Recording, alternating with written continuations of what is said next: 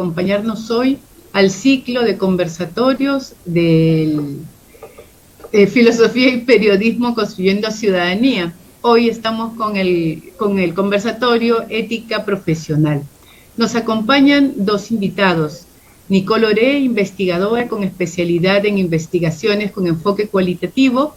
Ella es docente, consultora educativa y asesora de tesis, miembro fundadora de la Asociación Peruana de Investigación Cualitativa, APIC, redactor en el portal jurídico interdisciplinario Polemos con la columna Más allá del espejo, maestra en filosofía con mención en ética y política por la UARM y psicóloga organizacional. También nos acompaña el periodista César Chaman, actualmente editor general de la agencia de noticias Andina. Él ha sido jefe de informaciones del diario El Peruano, tiene larga experiencia y ha conducido el noticiero Andina al Día.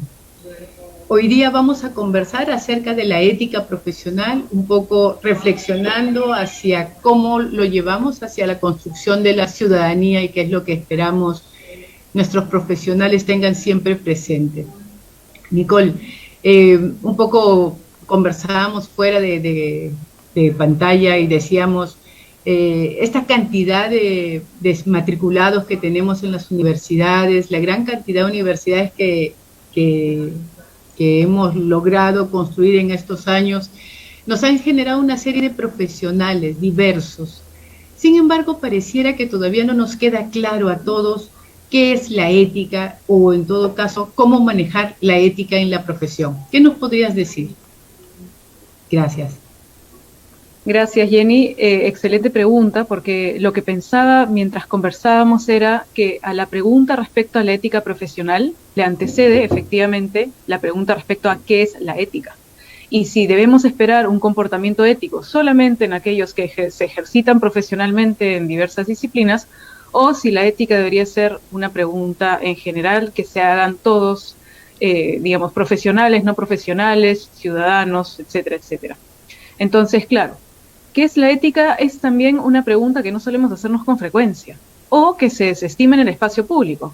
¿Para qué nos interesa la técnica si lo que necesitamos es que la gente ejecute cosas, que se desarrollen procedimientos, que se evidencien productos? Los cuestionamientos en torno a la moral y la ética, en realidad, lo que vemos ahora en nuestros tiempos es que son desestimados por considerarlos superfluos o extremadamente subjetivos. Uno tiene su ética, entonces, cada uno tiene su moral. ¿Para qué hacernos una pregunta respecto a la ética en general? Entonces, ese es un problema de nuestra época. Es un problema de la época contemporánea que desde la filosofía estamos trabajando mucho, precisamente para recuperar la pregunta respecto a la ética.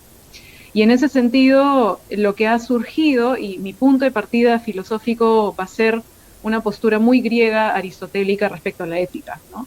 A mi juicio y en mis investigaciones, en mi trabajo, siempre he pensado la ética como un hábito, ¿no? Como un ejercicio consciente y consistente de ejercitar un comportamiento vinculado a lo que es el bien, a lo que es ser bueno, que finalmente nos lleva a la felicidad, ¿no? Diría Aristóteles, ¿no? Nuestro propósito es eso, conseguir la felicidad. Pero no se trata de una felicidad hedonista, de consecución del placer, sino es más bien una felicidad de el hecho que nos aproximemos genuinamente a ser buenos. Entonces, eso también produce otra pregunta, ya que estamos en una posición filosófica, ¿no? El qué es ser bueno también, ¿no? ¿Qué implica ser una buena persona? Un buen ciudadano, un buen profesional. ¿Es acaso solamente cumplir con nuestros deberes técnicos o también tiene que ver con nuestra capacidad reflexiva para discernir en torno a lo que está bien, en torno a lo que está mal y en torno a lo que nos hace bien a nosotros como individuos, pero también a la comunidad, ¿no? Porque, claro, lo que decía al inicio estaba vinculado al subjetivismo, ¿no? A nuestra perspectiva individualista, asumiendo que cada uno tiene sus propios gustos y por lo tanto aquello que me gusta podría ser atractivo para otros. Pero en realidad esta cuestión colectiva va más allá del puro subjetivismo, sino el hecho de que al ser buenos nosotros también acompañamos y desarrollamos esa cualidad en los demás, ¿no? Entonces, a mi juicio, yo estoy entendiendo la ética desde esa perspectiva, que puede sonar tal vez un poco romántica para nuestros tiempos, ¿no? Porque ¿quién tiene tiempo para pensar en eso? Pero creo que es algo que debemos recuperar, que se lo debemos mucho a los griegos y que sí tenemos que traer a nuestra época, porque estimula la reflexión, estimula el debate y es algo que ahora en el Perú necesitamos sobremanera, ¿no? Reflexionar en torno a lo que es bueno, a lo que está bien, ¿no? Y a lo que es bueno para todos también, el bien común, pensando en la ciudadanía y en la política. Esa sería mi respuesta para ti, Jenny, para el grupo. Muchísimas gracias, Nicole. Me encanta, creo que coincidimos bastante. César, tú has sido profesor de ética en nuestra universidad durante un buen tiempo y has sido profesor de ética con estudiantes de periodismo, lo cual nos da aún más elementos para conversar. Nada, sobre lo mismo, ¿no? ¿Cómo podríamos definir la ética?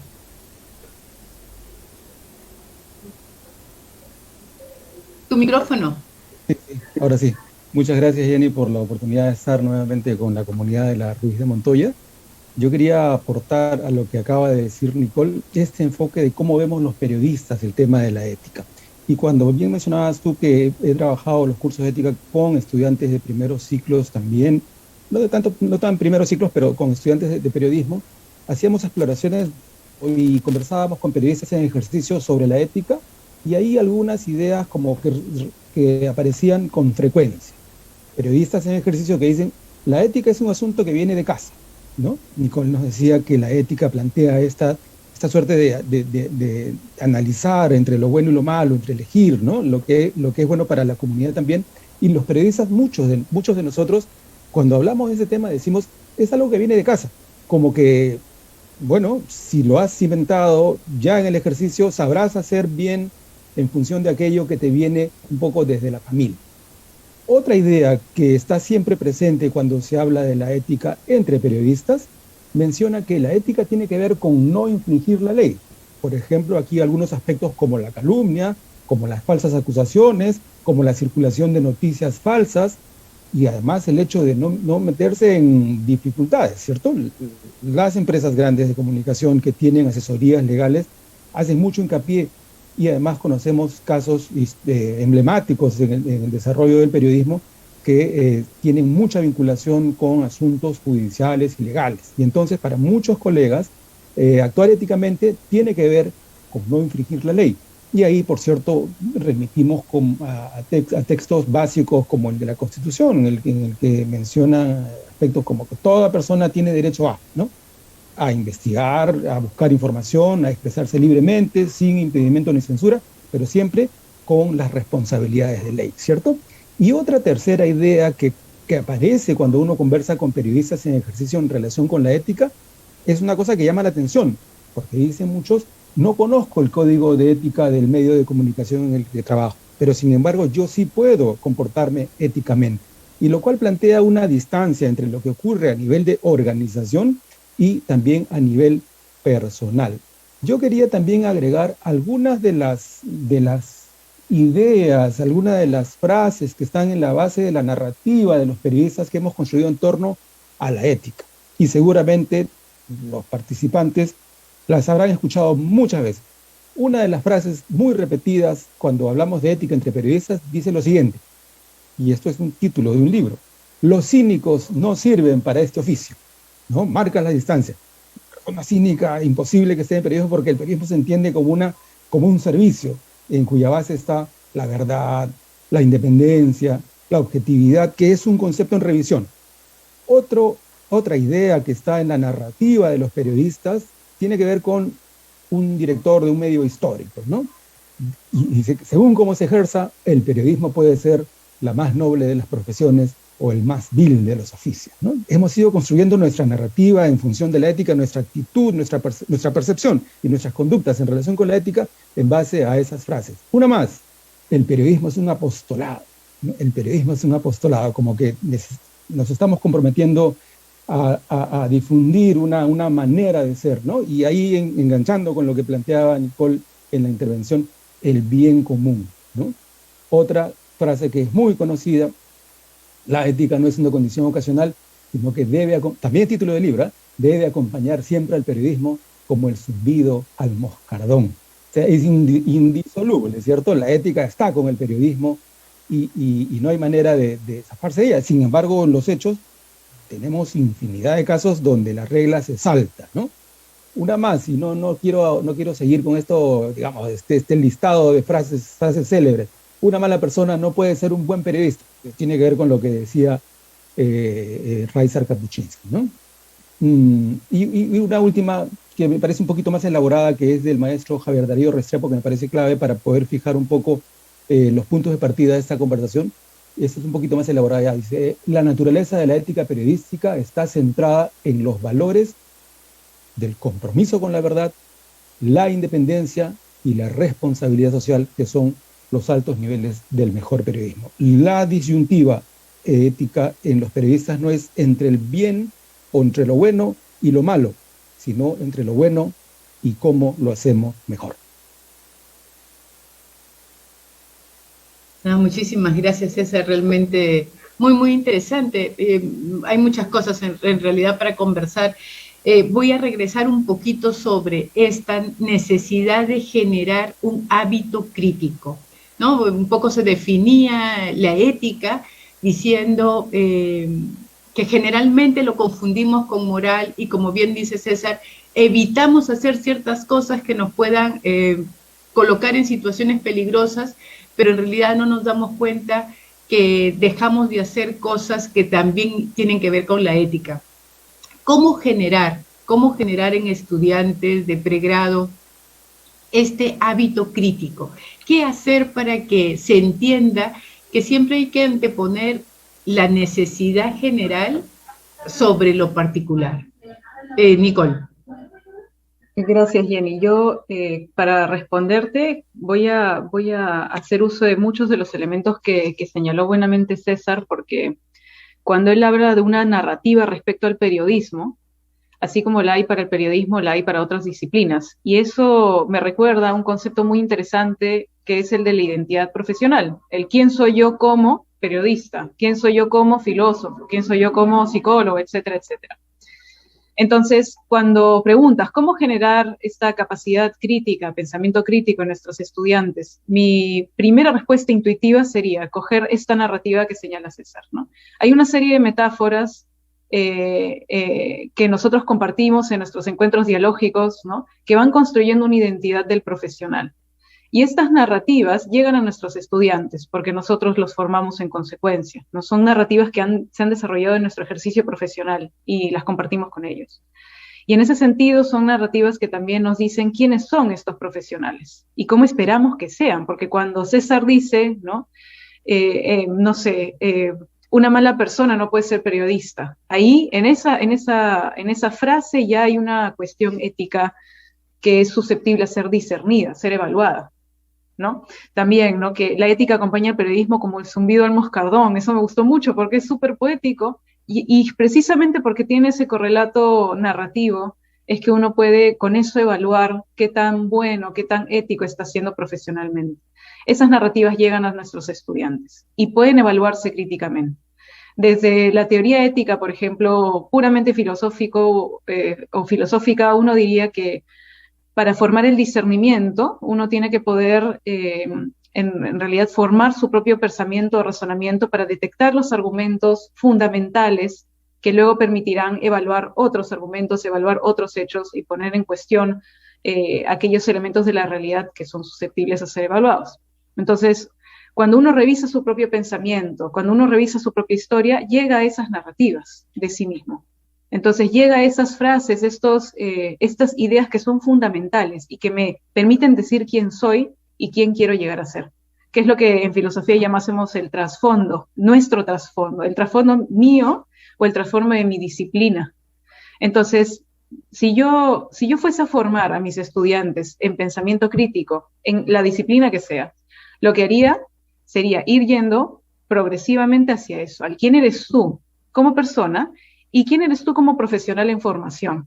Aparecen esas narrativas. Y si no aparecen, nosotros como docentes podemos, porque tenemos la experiencia, tenemos el compromiso, ir trayéndoselas a los estudiantes, mostrándoselas, ¿no?, cuál es el lugar de la ética en la profesión, cómo se ejercita la ética en la profesión y qué metáforas utilizamos para dar cuenta de esta ética en la profesión.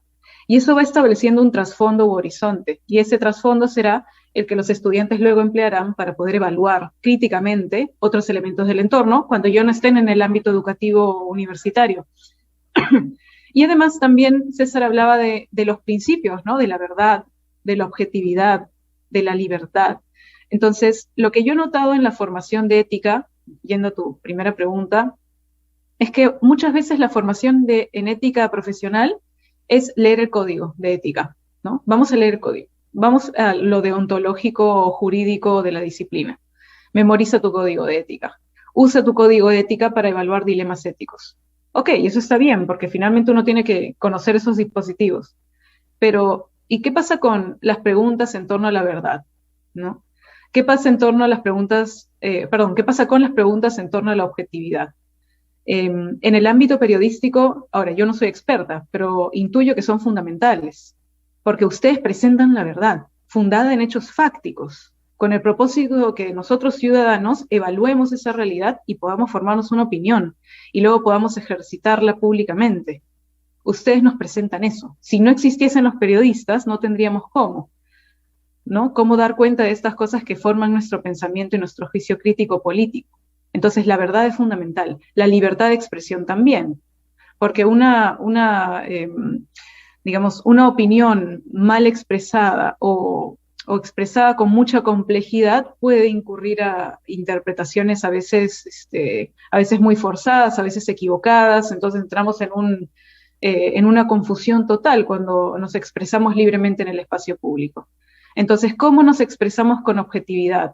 ¿No? Echando luces a la verdad, promoviendo el pensamiento de otros. Son preguntas que van más allá del código de ética. Son preguntas en torno a los grandes problemas filosóficos.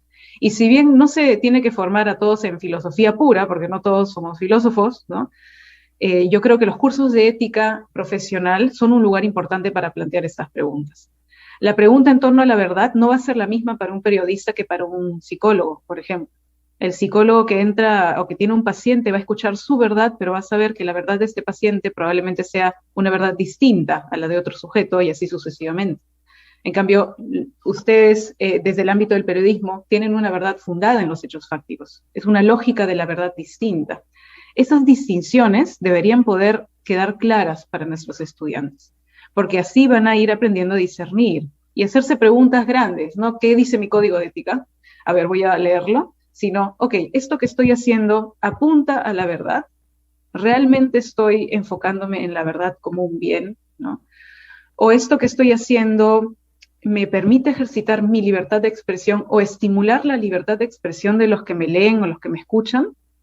Esa es una pregunta que un periodista debería poder hacerse. O estoy siendo genuinamente objetivo, como señalaba César, hay situaciones en las que uno está en riesgo de perder la objetividad, ¿no? Por sesgos. Entonces, ¿cómo protejo mi objetividad? ¿Qué tan objetivo o objetivo estoy siendo? En términos de los hechos que estoy reportando, pero en términos también de mi propio razonamiento. ¿Estoy razonando con objetividad o no?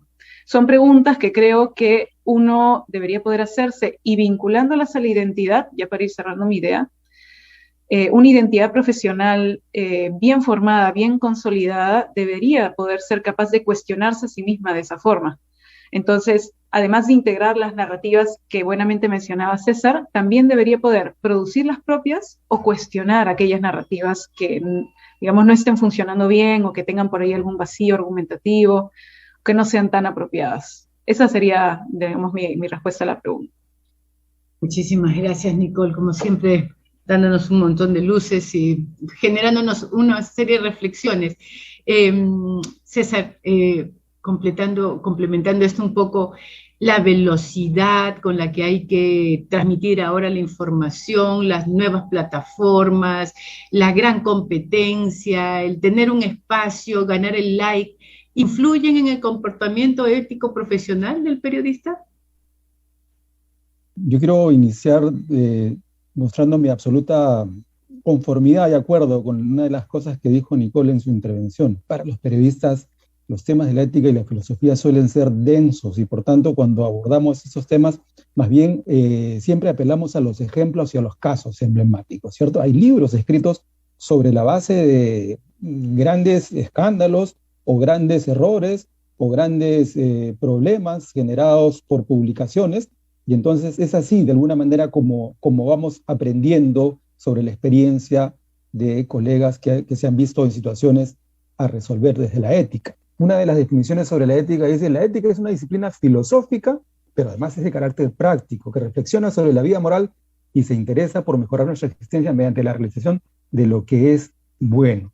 Yo creo que esta idea, más la siguiente, que también quisiera citarla, que la tomo de un libro, de un texto de Arao San Martín, que dice: para Aristóteles, la acción es conforme a la virtud ética únicamente si el hombre que actúa cumple con 3 condiciones, ¿eh? La primera, sabe lo que hace. La segunda, elige personalmente sus acciones y las elige por ellas mismas. Y la tercera, la realiza en una actitud firme e inconmovible. Es decir, no es que si casualmente hago algo bien, estoy siendo ético, sino que la ética es más bien una convicción. Es decir, actúo éticamente porque lo decido voluntariamente, no por azar.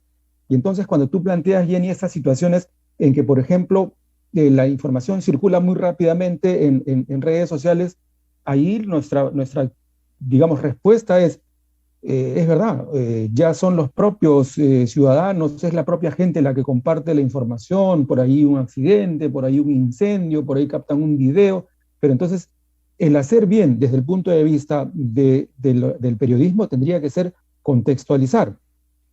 Y esto ya en términos generales, no solamente en un hecho fortuito cuya fotografía o imagen uno puede captar en la calle, sino más bien como una actitud permanente. Nuestra obligación es contextualizar, pues, ¿no? O sea, de explicarles a los públicos, y cada uno conoce, algunos intuitivamente, otros con algunas herramientas, quién es su público, quién lo lee, a qué hora lo sigue, qué edad tiene, si es hombre o mujer, en dónde vive, y entonces en función de eso contextualiza, para darle a esos públicos la oportunidad de comprender los procesos. Es decir, ha ocurrido esto o está sucediendo esto, ¿por qué está ocurriendo? Y esa explicación no se la hace, ese trabajo de contextualizar no lo hace el llamado periodista ciudadano que toma la foto y la publica. Pero no solamente explicar los antecedentes, sino también, en muchos casos, prever consecuencias. Ha ocurrido esto por estas razones, pero a la par puede ocurrir esto demás. Si es algo grave, si es algo que puede tener perjuicio para la sociedad y para la comunidad, y nos recordaba Nicole que la ética es también buscar el bienestar común, con esta idea un poco, digamos, inaprensible de la felicidad.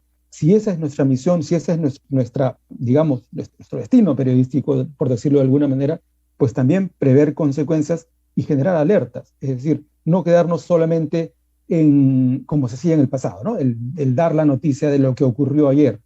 Y entonces, en este contexto de rapidez y de velocidad, creo que son justas, y además de mucha circulación de noticias falsas, creo que una de las tareas fundamentales para los periodistas es colocar en contexto los hechos y los procesos, explicar causas y prever consecuencias, y además también luchar firmemente contra la circulación de noticias falsas. Esto de noticias falsas es como el error involuntario. Los periodistas no creemos mucho en noticias falsas porque la noticia de por sí como definición es contar una verdad, ¿cierto? Es como decir el error involuntario. No hay error involuntario. Si es voluntario ya es un complot, ¿no? Entonces yo quisiera, digamos, responder esta parte con esto que acabo de decir, ¿no? Muchas gracias, César. Buenas personas, buenas personas. Lima es una ciudad donde ser bueno es sinónimo de ser tonto, ¿no? Yo si manejo, tengo que acelerar para ganar al lento. Si me pago algo, tengo que ganar unos centavos porque soy más vivo. ¿Cómo formar buenas personas? O sea, ¿qué características, además de la identidad, porque lo han dejado ustedes muy claro, ¿no? Hay que comenzar a fortalecer esta estima y esta percepción de uno mismo, que se construye entre lo que yo pienso y en lo que otros piensan de mí. O sea, la construcción de esta identidad no es tan solitaria ni individual, ¿no? Es social, es social. ¿Cómo generar esta buena persona en una sociedad tan compleja como la de Lima? Nicole. Pregunta muy seria, es difícil de responder. Yo quiero empezar detectando los problemas primero, ¿no? Ya hemos hablado del individualismo, que es un problema ya elaborado filosóficamente con amplitud y creo aparece en muchas otras disciplinas, ¿no? Nuestra sociedad limeña y en realidad las sociedades occidentales son individualistas por naturaleza. Nos preocupa poco o nada el otro, y si nos preocupa porque el otro tiene algo que nos sirve, ¿no? Entonces, me preocupa que el otro esté bien, esté cómodo, porque tiene los recursos que yo necesito para poder conseguir o satisfacer mis necesidades, ¿no? Entonces, claro, nuestra sociedad también es, por lo tanto, utilitarista, ¿no? De tendencia utilitarista y también de una orientación muy atomística. Solamente me voy a juntar con el otro cuando lo necesite. Y en ese sentido, la política va a ser también una política atomística, ¿no?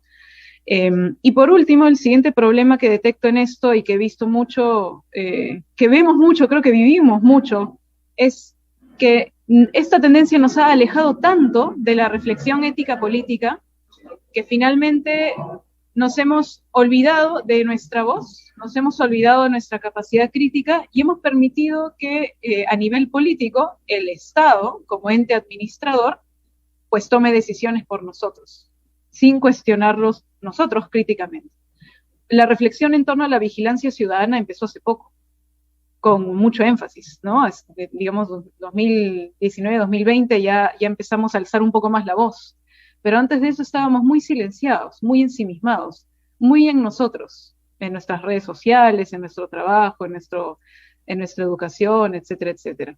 Entonces, respecto a estos tres problemas, yo diría que la formación tiene que partir por el reconocimiento, reevaluación de este componente colectivo que tú detectas en la identidad. Porque la identidad se construye dialógicamente. Cuando yo estoy hablando con ustedes ahora, lo que estoy haciendo es mostrarles quién soy. A pesar de que recién nos conozcamos, recién nos veamos el rostro, les estoy mostrando quién soy, les estoy mostrando mi pensamiento, mis afectos, etcétera. Estoy compartiéndoles parte de mí. Entonces, sus respuestas, cuando yo las escuche, ¿no? Estas respuestas luego serán integradas a mi identidad, porque la identidad se construye en contacto dialógico con nosotros. Yo soy fiel creyente en que debemos formar a nuestros estudiantes y por lo tanto nosotros mismos en el debate y en el diálogo de este estilo. Claro, debatir no supone simplemente decir que la idea del otro no es válida, eso no es debatir. Y lo que nosotros hemos visto en nuestros debates políticos no son debates en realidad, son espectáculos de ese estilo, ¿no? Espectáculos de crítica a la idea del otro, sin una atención especial al argumento. Entonces, para formar en el espíritu colectivo que necesitamos para reconstruir nuestra ciudadanía, yo diría que el ejercicio del debate y el diálogo es sumamente importante. Yo me reconozco en mis estudiantes, yo reconozco que muchos de ellos se sienten muy tímidos, no confían en sus ideas. Imagino que pensarán que no se les entiende, que no es suficiente lo que tienen por decir, que están equivocados a priori, sin haber dicho nada, ya están en error, y eso los inhibe mucho, porque nuestra sociedad también lo que hace es privilegiar a aquel que cuando se expresa bien y dice lo correcto, no hay lugar al error o a la equivocación. Falso, pues. Porque la primera, digamos, en términos de la teoría de identidad, incluso desde un ámbito más psicoanalítico, ahí me salgo un poquito, pero el primer lugar para la formación de la identidad está en el reconocimiento de la propia falta, del propio no saber. Ligándolo al periodismo, por ejemplo, para yo poder leer una nota periodística o revisar un noticiero, ¿no? O la información que se difunde en medios, primero tengo que reconocer que hay cosas que no sé del mundo, que no sé de la ciudad, no sé qué está pasando, por lo tanto los tengo que leer, me tengo que informar. Pero también tenemos a quienes asumen que todos lo saben, que no es necesario informarse tanto, entonces, ¿para qué consumir información? ¿O para qué consumir información que piense o que demuestre una idea distinta a la que ya tengo? ¿Para qué? Necesito confirmar mis ideas y punto. Entonces, para mí, la formación está en el ejercicio del debate y del diálogo abierto, que nuestros estudiantes recuperen su voz, que articulen sus argumentos, que pueden desarrollar un monólogo con sus ideas y defenderlas. Y también está en el reconocimiento del no saber. Nuestros estudiantes y nosotros debemos reconocer que hay algo que no sabemos y que tenemos que ir a la fuente original para conseguir ese saber. Sea que ese saber nos guste y nos atraiga porque se parece a lo que pensamos o no. tenemos que estar dispuestos también a escuchar posiciones distintas, porque si no continuaremos en la lógica individualista y no se resolverá nada.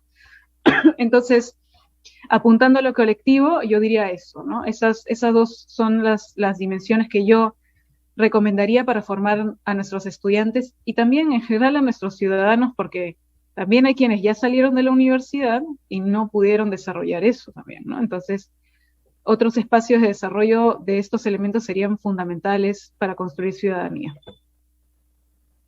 César, ¿algo más que quieras complementar respecto a esto? Hay unas ideas que comparte Matías Landau en un texto que se llama ¿Qué significa construir ciudadanía? Y él habla de 3 momentos en la construcción de ciudadanía, precisamente la ciudadanía liberal, la ciudadanía social y la ciudadanía que él escribe como republicana. Esta ciudadanía liberal, después de la Revolución Francesa, tiene que ver con garantizar, por ejemplo, libertad de expresión, libertad de culto y libertad de empresa, de comercio. Pero claro, en el tiempo estas libertades chocan, pues, porque, o sea, el modelo capitalista, el enfoque capitalista está basado en la desigualdad. Porque claro, si yo me apropio, mi ganancia está en apropiarme del trabajo, de la plusvalía de otro, entonces es necesario un esquema de desigualdad. Y entonces ahí hay una colisión en este enfoque de construcción de ciudadanía desde lo liberal, porque si bien hay derechos igualitarios en lo político y en lo civil, eso no se traslada al ámbito de la economía, donde la desigualdad es evidente. Eso es el primer momento de la ciudadanía, la construcción de ciudadanía liberal. Luego Landau pasa a lo que es la construcción de la ciudadanía social, y donde se afirma que, por ejemplo, ya no es suficiente garantizar libertades de expresión y de culto para las personas, sino un mínimo, un básico de condiciones de vida digna. Y entonces ahí entra el Estado para decir, bueno, yo voy a tratar de resolver estas disparidades, estas desigualdades, con políticas de fomento del trabajo, por ejemplo, para que todos puedan ganarse la vida dignamente. O para, o sea, hacer políticas de cubrir necesidades universales, acceso a servicios universales, agua, electricidad, salud, ahora internet, que también es un derecho humano, y en aquellos sectores que son más vulnerables, pues políticas de asistencia social, concretamente programas sociales, ¿no? Donde un poco equiparo. Y la tercera mirada que propone Landau es la construcción de la ciudadanía republicana, que mira con un poco de recelo a las dos, porque dice, si una persona o un grupo de personas vive pensando básicamente en sus intereses individuales, no hay manera de construir ciudadanía. Del otro lado, desde un enfoque de ciudadanía social, si tienes un Estado que resuelve todo, pues desincentiva la necesidad de la gente de interesarse en la cosa pública. Y entonces la tercera mirada, que es la de la ciudadanía republicana, propone más bien una comunidad de gente que se interese en la cosa pública y que es capaz de debatir y tomar decisiones colectivamente. Claro, no se habla de una democracia directista. Tenemos elecciones y hay que elegir autoridades cada cierto tiempo, ya sea a nivel local y regional o a nivel nacional. Pero entonces necesitamos como punto de partida una comunidad que esté interesada en discutir la cosa pública. Y entonces creo que ahí podría concentrarse un poco el esfuerzo desde los propios periodistas. Hay una cosa que es un mito que hay que erradicar cuando los colegas un poco mayores nos decían, no es posible hacer periodismo independiente porque los medios como empresas tienen sus propias agendas. Es cierto, es verdad, hay grupos de poderes fácticos con intereses particulares que actúan y están detrás de los presupuestos públicos, eso es innegable. Pero ahora felizmente que las redes sociales nos dan la oportunidad de poder expresar voces discordantes, opiniones propias. Los periodistas, muchos periodistas, y esto se puede ver en red, tienen a la par de haber trabajado o de trabajar para un medio de comunicación u otro, una voz un poco más clara, más firme, más independiente, a título personal seguramente, pero en donde se expresa opinión y se toma posición respecto a temas controversiales. Esa podría ser, digamos, una otra salida que en esta mirada, en este esfuerzo de cómo construir el pensamiento crítico, la actitud crítica en los estudiantes y en la comunidad en general. Muchas gracias, César. Realmente muy interesante, ¿no? Hacer las cosas lo mejor posible, hacer las cosas con convicción, hacer las cosas como manda tu sentido crítico y tu formación.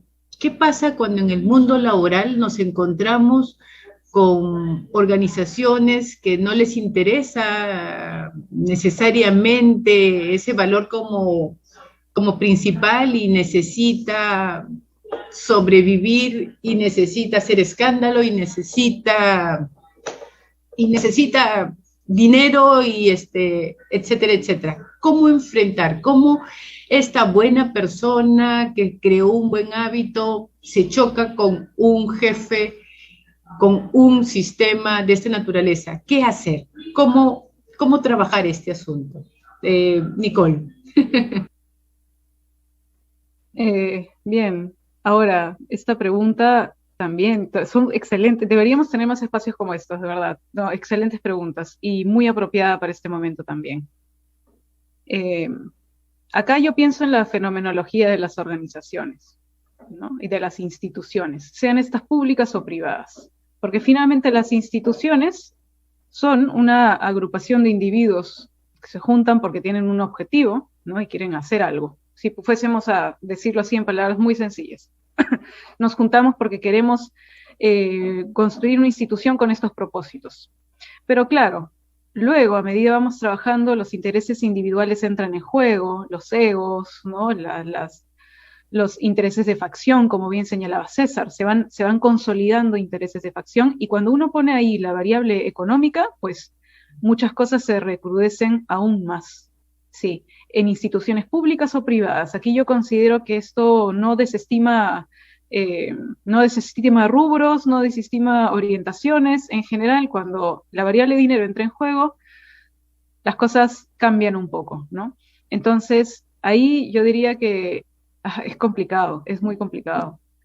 Es muy complicado, porque claro, la ética desde un punto de vista enteramente subjetivo va a suponer que el sujeto razone, evalúe críticamente, haga lo posible por hacer el bien, por ser bueno, etcétera, etcétera, pero muchas veces la institución no lo recibe, o lo recibe y lo usa, ¿no? Y se establece un espacio, esto como un espacio de sufrimiento. De hecho, ahora sí creo que desde un punto de vista más psicológico que filosófico, tenemos un concepto muy interesante que es el sufrimiento psíquico en las instituciones. Hay personas que sufren al trabajar en un lugar, ¿no? Sufren genuinamente, o sea, no es un me siento triste y ya, están sufriendo, porque los ideales y principios éticos particulares desarrollados a través de la historia de vida contrastan con valores y principios que estructuran la cultura organizacional, y ese contraste causa dolor, causa mucho sufrimiento. Entonces, ¿qué hacer en ese caso? Bueno, es difícil, ¿no? Uno puede asumir una posición heroica y decir, bueno, yo haré lo posible para transformar esta institución, ¿no? Conseguiré aliados, iremos cambiando paulatinamente la cultura, pero si uno no tiene una posición de liderazgo, eso sería virtualmente imposible. Entonces, en ese caso, yo considero que también esta reflexión, debate en torno a la política que estamos pensando ahora, ¿no? También tiene que aplicarse a las instituciones, porque muchas veces pasa que la institución lo que está haciendo es replicar el funcionamiento político, ¿no? Así como funcionan las instituciones de nuestro que garantizan el gobierno de nuestro país, la administración del Estado, así también muchas instituciones privadas están funcionando, sin que nos demos cuenta, es un proceso inconsciente. Replicamos nuestra política en nuestras relaciones más próximas, laborales o académicas, incluso personales. Entonces, lo que yo recomendaría, que sería muy interesante, de hecho, hacerlo más, es una reflexión crítica respecto a la fenomenología de la institución. ¿Cómo está funcionando la institución peruana? Sabemos que en su mayoría las instituciones son corruptas, algunas sí, algunas no, ¿no? La corrupción institucional se da de determinadas formas, muy bien, pero luego, ¿qué esperamos de las instituciones peruanas, ¿no? ¿Hacia qué bien apuntan? Más allá de la normativa en términos de la protección del trabajador, hay grandes preguntas que podemos hacernos respecto a cómo estamos haciendo institución nosotros. ¿Estamos realmente replicando nuestros modos de hacer política en nuestras relaciones laborales más cercanas o no? ¿Qué estamos esperando de nuestros líderes políticos o líderes laborales también, ¿no? Entonces, yo partiría por eso. Así como estamos vigilando la política, pobrecitos nuestros congresistas y nuestro presidente, bueno, entre comillas, porque todo el tiempo estamos vigilando, ahora sí, ahora sí, al fin, yo percibo una vigilancia mucho más consolidada y atenta, podemos hacer lo mismo con nuestras instituciones fuera del ámbito político también. Porque el sujeto ético, el que está comprometido con su desarrollo ético y moral, así como ejercita su discernimiento a nivel político, lo puede ejercitar para evaluar la institución en la que labora. Y en algunos casos yo creo que lamentablemente toca retirarse, o sea, a veces toca decir, bueno, esto no va conmigo, me voy, ¿no? Otras veces eso no es posible porque se necesita el recurso económico, necesito el dinero. Entonces ahí yo diría que, o nuevamente me pongo en rol psicóloga, hay que trabajar con el sufrimiento psíquico para evitar que incida directamente en la identidad de este profesional, porque muchas veces las instituciones, con su cultura y su identidad institucional, pueden modificar, dirimir, devaluar la identidad profesional individual, y eso puede causar dolor también. Entonces, nosotros siempre, sea el lugar en el que estemos trabajando, vamos a tener una identidad profesional y hay que protegerla, cuidarla, desarrollarla, nutrirla, ¿no? Entonces yo iría por ahí también, desde una perspectiva individual habría que pensar cómo hacemos para protegernos identitariamente, ¿no? Y desde una perspectiva colectiva sí creo que deberíamos evaluar críticamente, cuestionar críticamente a nuestras instituciones para construir, así como tenemos en mente una idea del país, qué Perú queremos para nosotros, qué instituciones queremos para nosotros también sería una pregunta que tendríamos que poder responder colectivamente. Muchísimas gracias, Nicole. Realmente muy interesante. César, ¿quieres agregar algo al respecto? ¿Quieres jefes tóxicos? Tiene una digresión a propósito de esta actitud heroica que acaba de mencionar Nicole. Claro, la actitud heroica en muchos casos sería pues la renuncia, ¿no? O sea, renunciar, y ella lo menciona hacia el final de su intervención. Sin embargo, no es pues la realidad, ¿no? No es lo frecuente en nuestro país. Ahora, hablábamos hace un momento de frases que un poco los periodistas hemos ido construyendo para describir nuestro quehacer, y hay una más, ¿ya? A mí me gusta ir recopilando frases. Los periodistas, cuando están en grupos y hay, digamos, ambiente de camaradería, se suele comentar, en esta profesión no se gana, pero se goza, ¿ya? Se dice muy frecuentemente eso. Pero yo creo que eso es una actitud un poco sospechosa, y además que hay que revisar críticamente, como se está diciendo ahora, ¿no? Porque detrás de eso, ¿qué es lo que se esconde? Yo comentaba cuando iba a participar, comenté en mis redes que iba a participar en esta reunión, iniciada con una pregunta, ¿no? O sea, ¿puedo o no puedo recibir un presente por el Día del Periodista? Si voy a escribir una nota sobre teatro, sobre ballet, sobre libros, ¿puedo recibir el libro como cortesía para luego revisarlo, leerlo y entrevistar al autor? ¿Puedo aceptar una entrada de cortesía para ver la obra y luego plantear preguntas profundas e inteligentes al director o a la actriz principal del elenco? Son preguntas que son de respuesta difícil. Un colega muy apreciado, Pedro Ortiz, que comentó mi publicación, decía, imposible.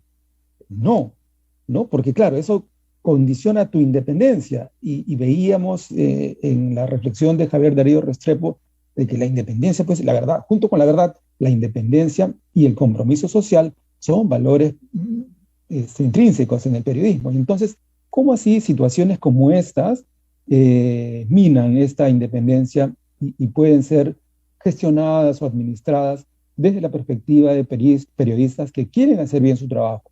Entonces, no hay respuesta única, creo yo. Y ahí ayudan un poco los códigos de ética, pero más que los códigos de ética, las cartas deontológicas. La agencia France Press, de Francia, obviamente, tiene una carta deontológica y de buenas prácticas editoriales que dice, por ejemplo, respecto a los presentes. Un periodista podría recibir un presente si es algo que le ayude a su trabajo. Si alguien, al llegar yo a una conferencia, me entrega como obsequio un lapicero y una libreta de notas, es algo que ayuda a mi trabajo. No me está entregando una botella de vino o una botella de whisky. Me está dando algo que me facilita el trabajo. Y entonces, en esa carta de buenas prácticas deontológicas editoriales, hay una serie de convenciones, ¿no?, que rigen para ese medio de comunicación, para esta agencia de noticias. Pero creo yo que debería hacerse esfuerzos similares a nivel de cada medio de comunicación, y la ley obliga a tener códigos de ética, y si no lo tienes puedes asumir hay uno que es como un patrón, pero bueno, eso es un trabajo que tiene que hacerse medio por medio. O la otra opción, creo yo, es volver a tener estos círculos de periodistas de acuerdo con la especialidad. Comentaba también en este post en Facebook la cantidad de regalos que suelen entrar a las salas de redacción con ocasión del Día del Periodista.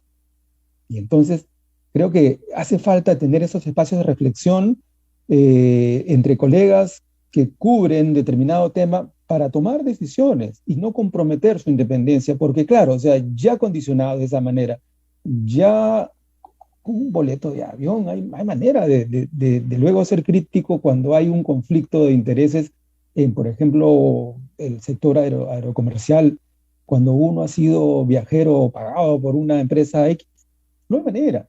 Aunque la gente diga que no, sí, yo puedo mantener mi posición crítica, no hay manera. Entonces, creo que hay dos cosas que me gustaría plantear en este punto. Uno, volver a tener estos espacios de reflexión colectiva entre colegas que cubren temas similares, los de economía, los de cultura, los de política, los de judiciales, los de deportes, para tener cosas en común, siempre pensando en este bienestar del que nos habla la ética de la filosofía.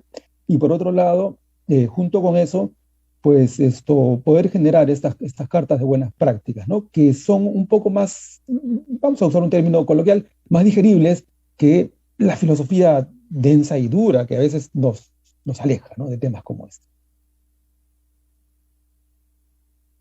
Sí, realmente hay muchas cosas que se podrían hacer, ¿no?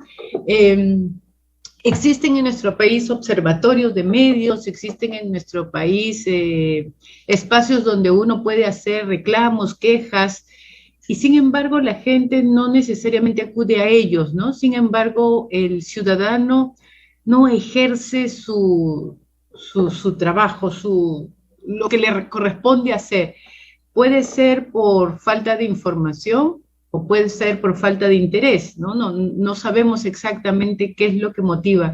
¿Cómo generar en los estudiantes, en los jóvenes, que mañana más tarde van a ser profesionales más sólidos, ustedes lo han dicho en parte, pero esta condición de ciudadano, ¿cómo generar este espíritu solidario ciudadano que lo que hace es crear un país, ¿no? Crear una estructura, porque ser ciudadano no es solo ir a votar y hacer tráfico incluso, o no ser miembro, sino es cómo generar esta reflexión y este compromiso con un país tan difícil como el nuestro.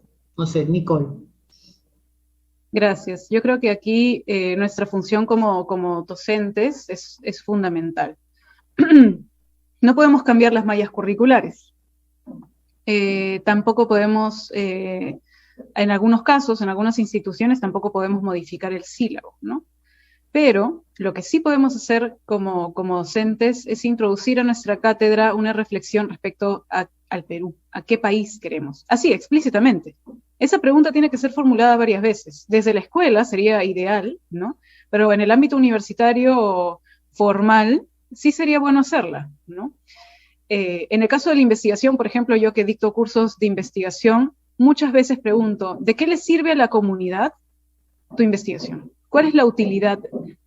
¿Cuál es el aporte? Claro, primero para la comunidad académica, por supuesto, estás escribiendo un artículo que va a ser publicado en una revista indizada. Muy bien, pero luego de eso hay digamos, otro nivel del ámbito investigativo que pasa por lo político. Hay una epistemología política. Eso que tú estás produciendo como estudiante, ¿qué efectos va a tener en la vida de la gente? ¿A qué modelo de país se está ajustando? ¿Cómo este saber va a aportar a la autocomprensión de los ciudadanos, de los miembros de la comunidad, de los participantes de tu estudio?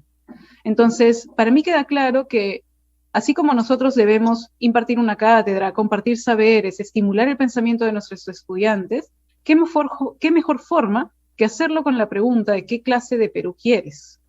¿Cómo lo podemos construir juntos? Y eso lo podemos hacer en la investigación, en psicología, ¿no? Por ejemplo, en la investigación, en la parte clínica, en la evaluación, ¿no? ¿Por qué queremos, ¿no? garantizar que las personas tengan una buena salud mental, que los peruanos tengan una buena salud mental. En el caso del periodismo, ¿por qué queremos que los peruanos estén bien informados? ¿Por qué? ¿Qué idea de Perú queremos formar con esos saberes que vamos a difundir en tanto periodistas? Esas son preguntas que consolidan una identidad profesional. Y yo creo que podríamos hacerlas explícitamente. Ahora, hay, digamos, carreras que sí se hacen esa pregunta. Nosotros tenemos un curso de pensamiento crítico. Se evalúan críticamente casos en el Perú. Incluimos en nuestras disciplinas reflexión de casos, como bien señalaba César, casos que han ocurrido y que hacemos que nuestros estudiantes critiquen, que diagnostiquen, que evalúen. Muy bien. Yo le añadiría la pregunta explícita de qué clase de Perú quieres construir y cómo lo vamos a construir como profesionales. Así, explícitamente. Porque, como dije al inicio, las preguntas sobre la ética y la política es una pregunta que no se hace, que nos preguntamos poco. Y si nos la preguntamos para nosotros, no la hacemos abiertamente. Por lo tanto, creo que sería excelente que fuese una pregunta abierta, a discutir con nuestros estudiantes, a elaborar desde distintas disciplinas, actividades, etcétera, etcétera. Esa sería para mí una buena forma de empezar a formar en ciudadanía. Sí, muchas gracias, Nicole. César, ¿algo que quisieras agregar? Me hace recordar una lectura de Jorge Salles sobre el liderazgo. Pues, primero, una de las cosas que deja claro es que el liderazgo se puede ejercer desde cualquier posición dentro de la pirámide social, no necesariamente desde la cabeza o desde la punta de la pirámide.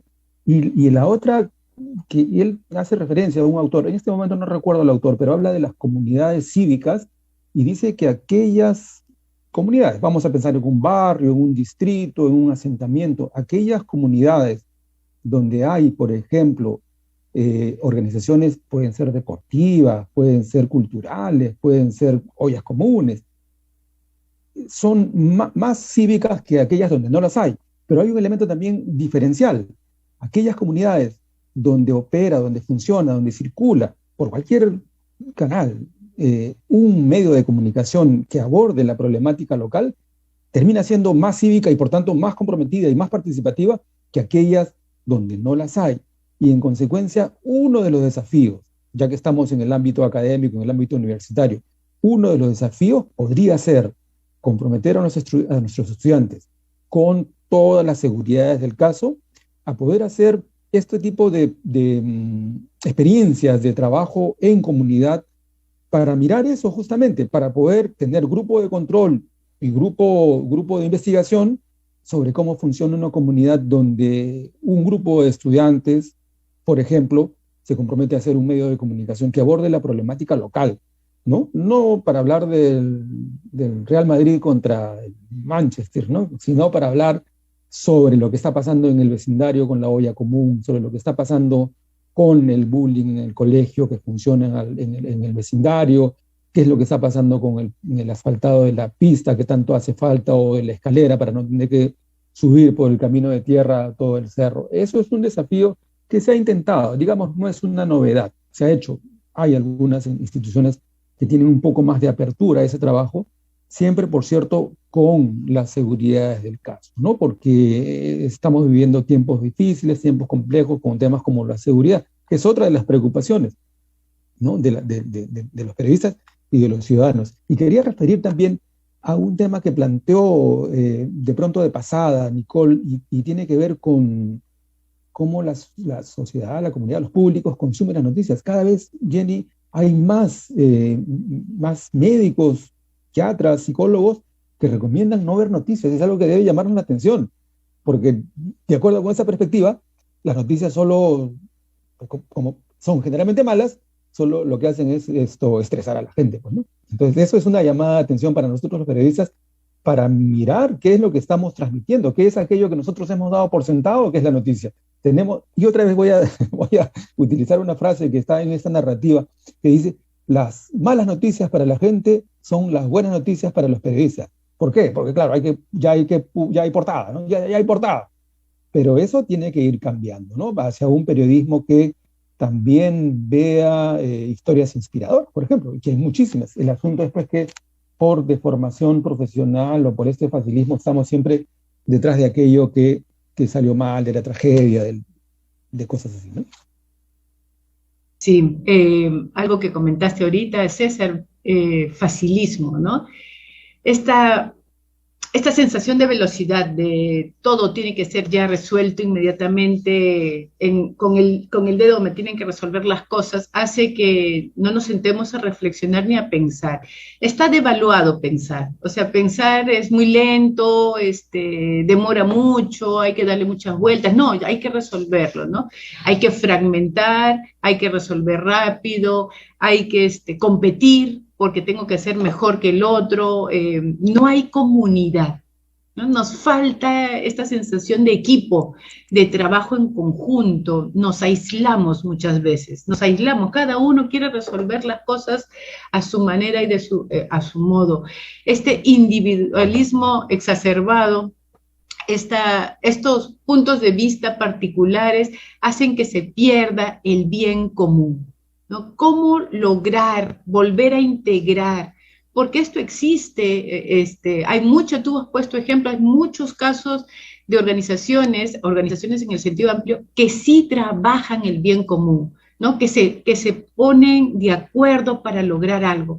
¿Cómo lograr que en una ciudad como la nuestra, con tantas diferencias, con tantas exclusiones, volvamos a construir este concepto del bien común de modo sólido y no solamente como un ideal demasiado utópico, demasiado de la iglesia o demasiado de espacios que aparentemente no van con uno?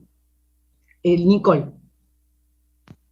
Yo creo que un esbozo de respuesta ya nos la dio César, que es acercarnos a la gente. Porque estamos muy ensimismados, ¿no? Desde el ámbito de la filosofía se reflexiona mucho a nivel epistémico, no solamente en torno al saber académico, no es lo que es ciencia, sino hay también una reflexión epistemológica en torno a lo que es el saber, a lo que la gente sabe, ¿no? Y eso que la gente sabe pasa por lo que, bueno, yo sé porque he sido formada, ¿no? O lo que yo sé porque he vivido. O sea, hay un saber propio de la experiencia de vida, a lo cual no podemos acceder respecto al otro, no podemos acceder si no lo conocemos. Yo no puedo conocer el saber del otro si no converso o dialogo con él, o si me dispongo a conocer su realidad. Entonces, claro, lo que decía César es importante. ¿Por qué no llevar a nuestros estudiantes a esas realidades? Para establecer un espacio periodístico que pueda difundir, ¿no?, a la población en general la realidad de un grupo humano, los saberes de un grupo humano, desde un ámbito no académico, sino un ámbito más público, ¿no? Porque las investigaciones académicas, como les decía, son investigaciones que se van a publicar en una revista, en una base de datos, y que van a ser leídas por otros profesionales, investigadores. Pero en el ámbito del periodismo, lo que se difunde son saberes específicos o saberes comunes, ¿no? O saberes aún desconocidos, a punto de ser sabidos o descubiertos, ¿no?, que nos acercan a la gente. Entonces, a mi juicio, desde una reflexión epistémica, yo diría que tendríamos que recuperar, ¿no?, la idea de un conocimiento que es un conocimiento más situado, un conocimiento real, en el sentido de que es un conocimiento que ha sido articulado por una comunidad de personas que viven algo, que sintieron algo, que experimentaron algo y que están dispuestas a compartir ese saber. Ahora, esto, claro, puede ser de una cualidad negativa, ¿no? Por ejemplo, tenemos saberes o conocimientos negativos. Hay gente que sabe muy bien cómo protegerse frente a la violencia porque ha experimentado violencia, entonces puede compartir esos saberes, que son muy duros, pero también hay saberes positivos y enriquecedores. Hay gente que nos puede hablar del amor, que nos puede hablar del desarrollo, que nos puede hablar de la educación autodidacta. Entonces, eso también puede devenir noticia. Esas son verdades, esos son saberes catalogados como verdades porque han surgido de una experiencia genuina de vida que nosotros teníamos que poder conocer. Entonces, aquí, claro, por un lado, se nos dice, no veas noticias porque te estresas y te produce ansiedad, entonces evita los medios porque la ansiedad es muy alta, ¿no? Claro, eso puede estar vinculado al contenido de estas noticias, ¿no? Pero también es necesario que nosotros fusionemos nuestros horizontes con los horizontes del otro, conociéndolo, escuchándolo, sabiendo qué le pasa, ¿no? Que más allá de Lima hay otras provincias, hay otras personas, hay otras culturas, que Lima no es solamente hasta La Molina, sino que hay más allá, ¿no? De Lima, y así también que hay más allá de otras provincias, y así también que hay más allá del Perú. Entonces, cuando nosotros trasladamos la reflexión de la ciudadanía a una ciudadanía nacional, también podríamos hablar de una ciudadanía global. Nosotros tenemos que reconocer que nuestra identidad nacional o nuestra identidad ciudadana está fundada por nuestras experiencias y saberes en relación con los otros, y que estos otros no solamente son nuestros otros inmediatos, no es mi familia que está en mi casa, es esta señora que es líder de un comedor popular que solita puede alimentar a no sé cuántas personas, que sola puede gestionar esto. Esa historia es un saber, es un conocimiento que nosotros deberíamos poder oír. Una vez, justo en La Ruiz, recuerdo que hubo un pequeño conversatorio con una mujer líder de una comunidad en la selva. No estoy muy segura qué comunidad específica era, pero recuerdo preguntarle qué era lo que necesitaba ella de la academia, de nosotros en el ámbito académico para su comunidad. Y su respuesta fue simplemente, conózcannos, nada más. Y es eso, pues, es eso, porque estamos tan ensimismados que necesitamos escuchar estas otras historias. Y para eso el periodismo tiene una función fundamental. En el ámbito de la investigación tenemos una limitante, que es que estamos circunscritos al ámbito académico, pero el periodismo no. El periodismo tiende a las masas, y el periodismo puede formar nuestro juicio crítico de esa forma. Eso diría yo que nos puede ayudar. Muchísimas gracias, Nicole. Y un poco, César, para darte solamente la palabra ahorita, es la verdad, ¿no? Nosotros transmitimos la verdad.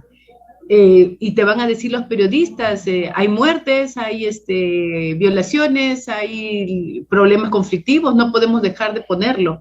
¿Cuándo esa verdad deja de ser la verdad general y se convierte en una verdad más espectacular?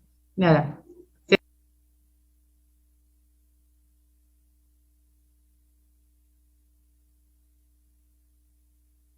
Estoy silenciado. Quería comentarte esta idea de ocultar mostrando, ¿no? O sea, ocultar mostrando es una metáfora que dice que tú puedes guiar la atención de los públicos hacia un tema, no con una intención genuina de digamos, esclarecer lo que está pasando, sino básicamente para no mostrar aquella otra realidad que a ti te interesa ocultar, ¿cierto? Eso de ocultar mostrando a lo que nos remite es que la realidad tiene múltiples verdades, no verdades en torno a un mismo hecho. De pronto hay versiones en torno a ese hecho y cada una es una verdad para quien la defiende, ¿no? Para quien defiende esa versión. A lo que me refiero es que hay muchos más hechos ocurriendo en la realidad que merecen ser mirados, ¿no? Y entonces esta idea de ocultar mostrando es como la del el teatro, ¿no? O de la magia, ¿no? El mago quiere hacer uno de sus trucos y lo que hace es el tacho de luz se concentra en el sombrero y de pronto él del bolsillo está sacando la carta con la que va a sorprender al público, ¿no? Entonces, ocultar mostrando es un asunto que se ve mucho en medios de comunicación cuando uno hace análisis crítico, ¿no? Las escuelas críticas sobre lo que es el papel de la comunicación.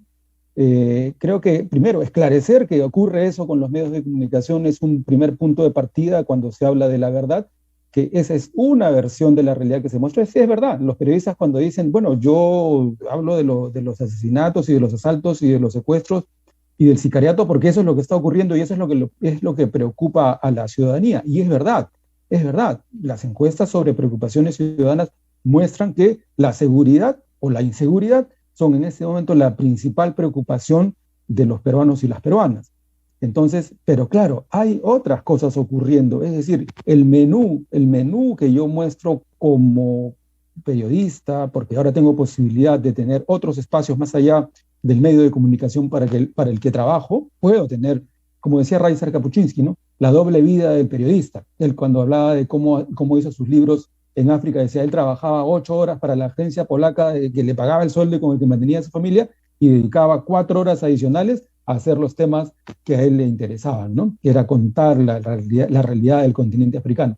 Algo así podríamos hacer ahora los periodistas, en el sentido de, bueno, tenemos que cumplir una función laboral en una empresa X, porque con eso nos sostenemos y sostenemos a nuestras familias, pero hay un poco más que podríamos hacer pensando ya ahora en periodismo colaborativo, ¿no? Los esfuerzos individuales, ese individualismo que cuestionaba de alguna manera Nicole, no nos van a llevar a mucho. Y entonces es momento de pensar en esfuerzos colectivos de periodismo. Estos destapes de Panama Papers, por ejemplo, son un ejemplo de un periodismo colaborativo a un alto nivel, ¿no? Digamos, a un caso de alcance planetario. Pero cosas así se pueden hacer también a escala local. Es asunto o es cuestión de empezar a mirarnos entre los periodistas para saber, y esto tiene que ver un poco con lo que decías, ¿cómo hacemos para decir qué podemos aportar como profesionales de la comunicación, como profesionales del periodismo, a esta construcción de ciudadanía en momentos en que es pues indispensable tener ciudadanos, hombres y mujeres, capaces de interesarse por la cosa pública y participar en ella, más allá de ir a votar cada cierto tiempo, ¿no? Ahora a fin de año, en octubre, vamos a tener elecciones municipales y regionales. Vamos a ver qué calidad de autoridades elegimos, ¿no?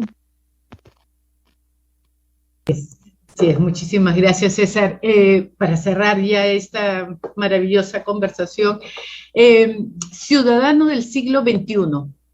¿Qué es ciudadano del siglo XXI? ¿Cómo esbozaríamos una especie de perfil, una especie de condiciones, de características, término actual, qué competencias debería tener un ciudadano del siglo XXI? Nicole. Bien, un ciudadano del siglo XXI, a ver, sus rasgos o características. Si fuésemos a construir un perfil antropológico del ciudadano del siglo XXI, va a ser un poco tal vez distinto a lo que he estado, a la tendencia, ¿no? Pero yo pensaría en que tiene que ser un ciudadano dispuesto a mejorarse, ¿ya? A mejorarse. Ahí estoy pensando un poco en el transhumanismo, pero dispuesto a mejorarse en el sentido de que no se satisfaga con lo que ya tiene. Desarrollar su pensamiento, su conocimiento y su cuerpo con el objetivo de conseguir el bien común. Ese es un perfil que yo tendría en mente, ¿no? Dispuesto a mejorarse para mejorar su sociedad y para mejorar a los otros. En ese sentido, tendría que ser un ciudadano dispuesto a someter sus ideas a una deliberación o evaluación crítica en el espacio público, también. Tiene que ser alguien que, además de mejorarse a sí mismo, pueda ponerse en cuestión, pueda ser interpelado por los otros, evitando asumir una posición, ¿cómo se dice?, inconfundiblemente convencida en sus ideas, porque así no avanzamos, ¿no? Cuando presentamos muchísimo convencimiento, entonces no estamos tan dispuestos al debate. Yo aspiro a un ciudadano dispuesto a ser interpelado por el otro, por la historia del otro. Cuando el otro me pregunta, ¿por qué piensas esto?, que yo pueda responder. Y si mi respuesta no es la más adecuada, esté dispuesta a mejorarla y a cambiarla. También considero que tiene que ser un ciudadano formado, bien formado, ¿no? Formado en historia de su país, en historia del mundo, formado en ciencias. Una formación integral nos ayuda también a fortalecer nuestro pensamiento crítico, ¿no? Un ciudadano que esté dispuesto también, tal vez parezca un poco raro, ¿no?, pero a jugar. O sea, que conserve su dimensión infantil de juego, su inocencia infantil también nos ayuda. Porque, claro, el ciudadano es un ente comprometido, responsable, va a tomar decisiones, pero también tiene que poder tomarse las cosas con calma, con cuidado, ser creativo y disfrutar. Eso también es importante. La creatividad es esencial. Y la creatividad de un niño y el espíritu de un niño creo que nos ayudaría a lograr una comunidad un poco más abierta a las opiniones distintas, a las perspectivas distintas, a las religiones distintas, a los otros colores de piel, etcétera, etcétera, ¿no? Así que ese es mi perfil. También yo creo que eso va para un artículo, ¿ah? O sea, ¿qué modelo de ciudadano necesitamos para el siglo XXI? Eso sería algo que sería bueno escribir y difundir, a ver si generamos más debate con eso. Gracias, Nicole. César, hay también una pregunta en el Face. No sé si por cuál de las dos quieres empezar, un poco ya para cerrar, el ciudadano del siglo XXI. Yo quería agregar, coincido plenamente con lo que acaba de expresar Nicole, y quiero agregar dos componentes adicionales que son cruciales para los próximos años y décadas. El tema de la conectividad. La pandemia nos ha mostrado así, con muchísima fuerza, lo importante que es estar conectado, y en ese contexto, las realidades virtuales, el metaverso, que ya es algo que se viene incontenible y va a configurar un nuevo escenario incluso para ejercicio de ciudadanía y derechos, eso por un lado, y por otro, la urgencia climática. Es decir, no hay manera de seguir pensando en el futuro si no nos comprometemos con salvar el planeta. Los pronósticos más, digamos, oscuros hablan de 50 años. Es decir, es aquí, es pasado mañana. Y entonces, junto con lo que ha mencionado Nicole, creo que hay estos dos elementos que son cruciales y que deberían incorporarse en todo análisis que tenga que ver con el ciudadano que necesitamos para lo que nos queda de planeta, en realidad. Eso, y en cuanto a la pregunta que menciona en redes, agenda setting, claro, hay que mirar las teorías en perspectiva, ¿no? O sea, hemos evolucionado en cuestión de un siglo, más o menos, desde las teorías de la auge hipodérmica que decían los medios de comunicación inyectan ideología en los lectores, porque claro, era básicamente pensando a los periódicos de ideas, y hemos transitado por otras teorías como las teorías del cultivo, los efectos acumulados, usos y gratificaciones, hasta llegar a los años 70 con agenda setting, donde cambia un poco la estructura, ¿no?, de la receta, ¿no? Cuando la auge hipodérmica decía, los medios pueden introducir ideología en la gente, pueden decirle a la gente qué pensar. Agenda setting varía el enfoque y dice, los medios de comunicación no pueden decirle a la gente qué pensar, pero sí pueden decirle en qué pensar. Si en determinado momento todos los medios están centrados en el repechaje, pues obviamente la conversación, uno de los temas de conversación va a girar en torno al repechaje. Me encuentro contigo, me encuentro con Nicole en la Ruiz, y me ven con mi camiseta de Perú, dirán, repechaje, pues obviamente, ¿no? Entonces, ese giro teórico sigue vigente. Ahora, claro, entran las teorías de la ecología de los medios, ¿no?, que analizan o interpretan o entienden al ciudadano o a los ciudadanos en una ecología de medios, ¿no? Medios no como los medios de comunicación que rodean al ser humano, sino que la comunicación es el medio, como el pez en el agua, ¿cierto? El agua es el medio del pez. Entonces el ciudadano tiene su medio en la comunicación, es decir, establece relaciones a partir de sus vínculos o su manejo o su gestión de la comunicación. Agenda setting sigue siendo además clave en muchas investigaciones académicas, ¿eh? Muchos graduados, sobre todo en el pregrado, apelan a agenda setting para plasmar estudios e investigaciones, ¿no? Desde fijar la agenda, que es agenda setting propiamente, hasta framing, ¿no? O sea, cómo los medios atribuyen características a los personajes de los que hablan.